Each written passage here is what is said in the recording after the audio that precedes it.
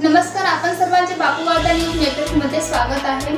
आज आपण साकोली तालुक्यातील ग्राम पळसपाणी येथे सरपंच, महिला सरपंच एमटीसी विकासीय कार्याबद्दल माहिती घेऊया।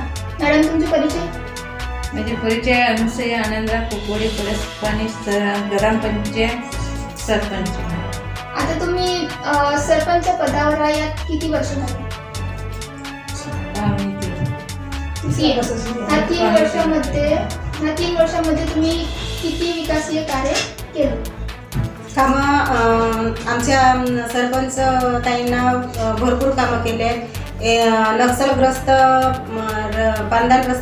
नक्षलग्रस्त रोड झालेला आहे आणि एक जिल्हा परिषद रोड सुद्धा झालेला आहे आणि आता मातोश्री पांदान कामं सुरू आहेत आणि सोसखड्डे ह्या 15 वित्त आयोगामधून छोटे मोठे कामं करणे सुरू आहेत, सोसखड्डे वगैरे येते। आणि रोजगार हमीबद्दल तुम्ही तुमचे काय करता? तुम्ही नागरिकांना कसे कामं करता? रोजगार हमीमधून आम्ही जेव्हापासून आलो तेव्हापासून आम्ही